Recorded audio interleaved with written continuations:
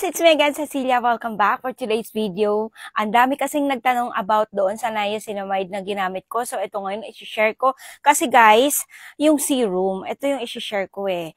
Ito serum kasi, guys, kahit hindi nyo na kailangan gumamit ng moisturizer, ito lang, pwedeng-pwede na. At ito yung bago nilang packaging. Ito kasi yung luma. Ayan. Kaso lang, medyo may tong luma nila, sumisingaw, ganun. Kasi medyo... Tapos, ganyan lang kaliit yung lalagyan niya. Hindi po ito mismo yung lalagyan niya, guys. Ito lang. Napakaliit talaga. Tapos, guys, ito ay nagkakahalaga lang ng 300 plus. Nalimutan ko. Lagay ko na lang sa screen. Nalimutan ko yung magkano talaga exactly yung kanyang price. This is serum 10%, guys, with licorice plus. Ayan siya. And this is made from Thailand. Nakikita nyo ba guys? Sana mag-focus. Yan.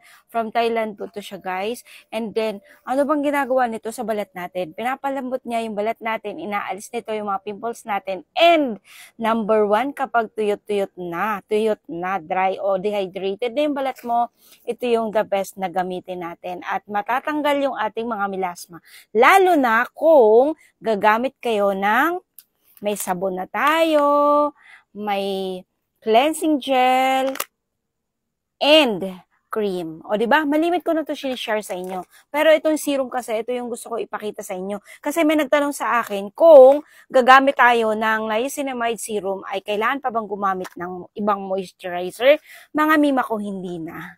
Hindi mo na kailangan gumamit ng moisturizing or moisturizer kapag meron ka naman itong serum ng niacinamide.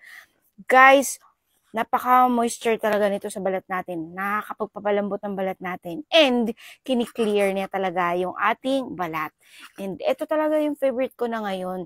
Kasi, lalo na kapag umiidad na tayo, may mga damage na yung mukha natin, may mga melasma o dark spots. Itong niacinamide na to, mga to, ang dapat nyong gamitin mga mima ko. Na, hindi po ito nakakapagpabakbak ng ating balat. As in, makikita nyo na lang na nagki-clear na, ang ganda na ng complexion mo. Complexion pala. So, ito ngayon guys, ito ipapakita ko sa inyo. Medyo madami na ang kanyang laman. Ganyan siya. Ayan. Ganyan yung, niya. Nagkakahalaga lang to ng 300 plus. And, kung gusto nyong bumili po at para makabili kayo kagad doon po sa TikTok shop ko, i-click nyo po yung link natin dito sa comment section. Ilalagay ko na lang po. Sana hindi ko makalimutan kasi malimit ko nakakalimutan. So, itanong nyo na lang din, diba? So, ito ngayon guys, papakita ko sa inyo at ang amoy nito, ang bango, hindi siya masakit sa ilong. So, ito yung kagandahan kasi ang daming laman. Guys, daming laman. Ayan. Although, ang dapat mong gamitin talaga dito ay 3 drops, kalimitan. Diyan sa pisngi. Ayan. Ang ganda talaga nito, guys. Grabe, napaka-moisture, ang lambot. Sa mga mami-mami ko dyan, ito yung dapat nyong gamitin serum. Yung cream. Ayan. Ang dami ko. Alam nyo ba, guys? Nakatatlo na talaga. Pangatlo ko na to. Tapos mauubos ko na siya ulit. Pangatlo ko na to. Kasi ina-apply ko rin siya sa aking balat. And then itong cleansing gel. Ito pa lang yung nabili ko. Kasi matipid siya guys. Matipid. Ang daming laman. Ayan. Paano nga ba natin gamitin tong mga to? Mag-apply lang po kayo sa umaga at gabi. Yun. Tapos, wala akong nararamdaman ditong kakaiba sa balat natin. Napaka-mild lang, hindi ka mangangati dito, hindi mga, excuse me po, hindi mga hapdi po yung balat nyo dito sa niacinamide na ito. At pagkatapos guys, nandito lang yung mga ingredients, basahin nyo lang kasi hindi ko na mabasa din. Tapos basta, ito talaga yung malimit, pinupromote ng mga doktor sa TikTok. The best daw talaga ang niacinamide, lalo na kapag dehydrated na yung balat natin.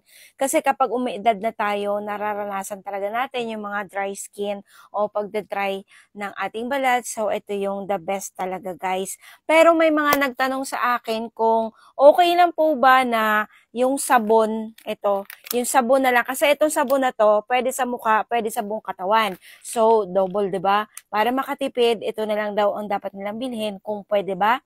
Yes, opo, pwedeng-pwede po. Ito lang ang bibilhin nyo. Pwede po. Kahit hindi na ito. Kasi ito pwede rin sa mukha natin. So, ito ngayon.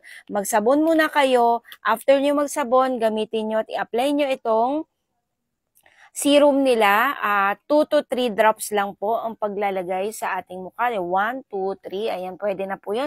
Tapos, i-spread out mo na sa inyong mukha. And then, pagkatapos nitong serum, guys, ito ang isusunod nyo. Lalo na kapag natulog kayo, pwede nyo, kapag yung matutulog na kayo sa gabi, pwede nyo po ito i-apply sa sa buong katawan nyo or gawing lotion. Ayan, pwede po siya. The best po talaga ito at hindi po sticky, hindi po ito basta hindi malagkit sa balat natin, guys. Kaya, gustong-gusto ko rin talaga as in, itong na to, itong cream niya. So, ganito siya, guys, kapag in-apply natin sa balat. Ayan.